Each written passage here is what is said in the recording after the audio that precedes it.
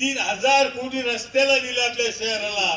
अहो मला सांगायचं इतके काम कधी आतापर्यंत झाले नाही साहेब. आम्हाला 1,000 कोटी कधीच माहित नव्हते. लाडल्या बहिणीचा विषय घ्या. लाडल्या बहिणीचा विषय हा एकनाथ शिंदे साहेबांमुळे योजना सुरू झालेली आहे. अशा अनेक योजना आम्ही पाहिलेल्या आहेत. हो मला सांगायचं की आपण मुख्यमंत्री उभाटाचा पाहिला. ज्यावेळेस उभाटाचे मुख्यमंत्री होते राजू भाऊ आणि उदय भाऊ आम्ही कॅबिनेटला जायचो. मी तुमच्या आशीर्वादानं कॅबिनेट मंत्री होतो आणि आम्हाला वाटायचं आता आमचे मुख्यमंत्री आम्हाला भेटते, आम्ही प्रश्न मांडू.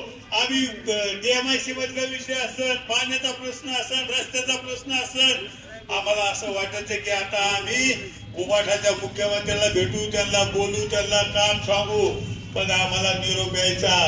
आम्ही कॅबिनेट मध्ये बसायचो आणि आम्हाला निरोप यायचा की आता मुख्यमंत्री ऑनलाईन येणार. काय येणार मुख्यमंत्री? ऑनलाईन येणार. टीव्ही चालू झाली का मुख्यमंत्री ऑनलाईन यायचे. आता मला असं वाटायचं किंवा मुख्यमंत्री आम्हाला भेटते, पण मुख्यमंत्री आम्हाला ऑनलाईन शिवाय भेटले नाही. मी तुम्हाला खोटं बोलत नाही. आम्ही फक्त 2.5 वर्षात मुख्यमंत्री आम्हाला 4-5 वेळेस भेटले. किती? आणि 4-5 वेळेस कॅबिनेटला आले आणि आम्हाला वाटायचं आता मुख्यमंत्री आता कॅबिन मध्ये बसते, आम्ही पत्र देऊ, आम्ही काम सांगू. आम्ही त्यांच्याकडे जायचो. कॅबिनेट संपली का ते दुसऱ्या दारात जायचे.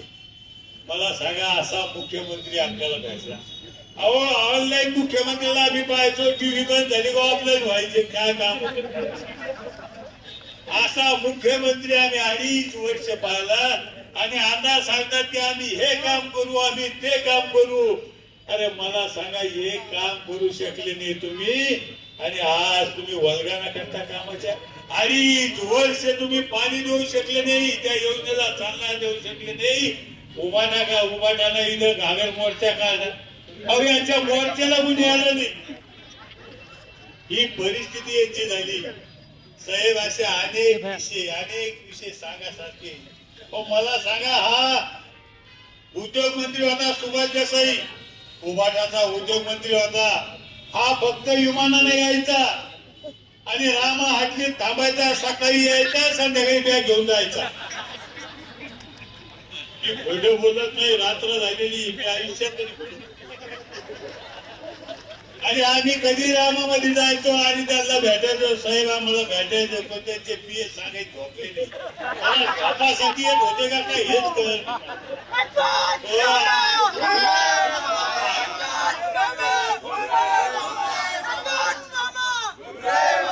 2.5 वर्षाच्या काळात एक मीटिंग घेतली नाही. आणि आम्ही त्या उद्योग मंत्र्याकडे जायचो, पत्र घ्यायचो, वरच बघत नव्हता.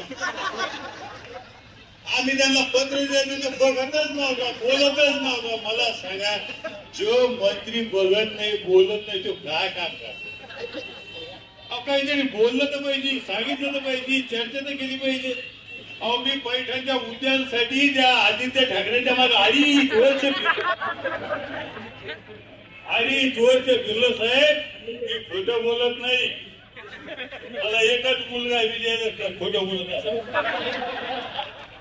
2.5 वर्ष फिरलो. मी त्या आदित्य ठाकरेकडे जायचो, त्याला सांगायचं, मी बोलायचं जय महाराष्ट्र, नुसतं जय महाराष्ट्रानं पुढे चालायचं. तो 2.5 वर्ष मला बोलला नाही. मी पत्र दिले पण उद्यानानं त्याच्या पत्रावर माझ्या सही केली नाही.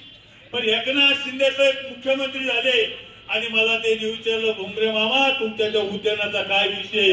म्हणलं साहेब मी 2.5 वर्ष झाले मी विनंती करतो, मला ते निधी मिळत नाही. त्याने सांगितलं किती लागतो. मी सांगितलं 150 कोटी लागतो. 150 कोटी निधी दिला. किती. आणि काम चालू झालं, उद्यान चालू झालं. संभाजीनगरचा 4 कोटी रस्ता चालू झाला. असे अनेक काम सांगायसारखी.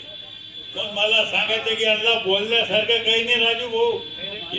हे वैयक्तिक फक्त आरोप करू शकता आणि खैरेविषयी तर बोलूच नाही. तुम्हाला सांगतो तो खैरेत म्हणतो मला कोणी विचारित नाही त्याचं काय बोलायचं. तो म्हणतो माझ्या उमेदवाराची यादी मी सामन्यात वाचली. तर राजू भाऊ तो स्वतःच पोरग उभा करू शकत नाही. ही परिस्थिती त्याची. मला एक सांगायचं, त्याच्याविषयी न बोललेलं चांगलं आहे. काय त्याचं काही राहिलेलं नाही, त्याला कोणी विचारले. म्हणून माझी आपल्याला विनंती आहे, बोलण्यासारखं खूप आहे. हा? खैरेंना सांगितलं होतं, लोकसभेला जर मी पडलो तर मी हिमालयात जाईल.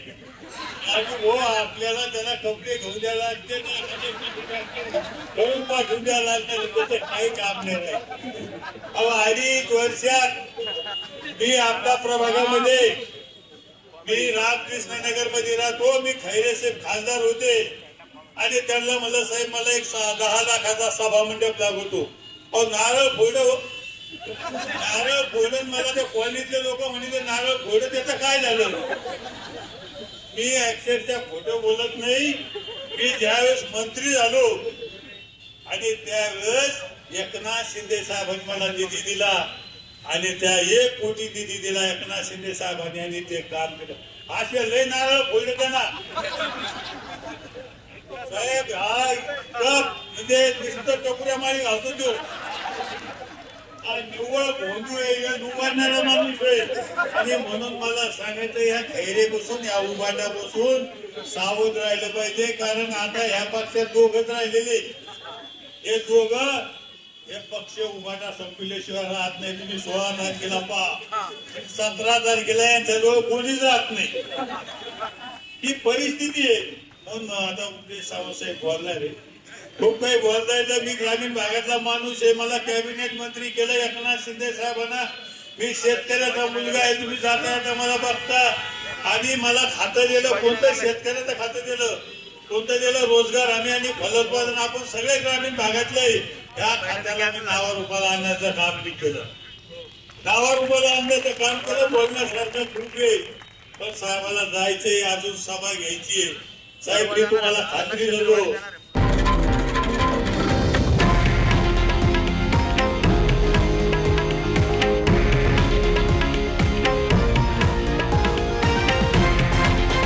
हे आहे देशातील नंबर 1 न्यूज नेटवर्क आणि आपण पाहत आहात TV9 मराठी, एकमेव.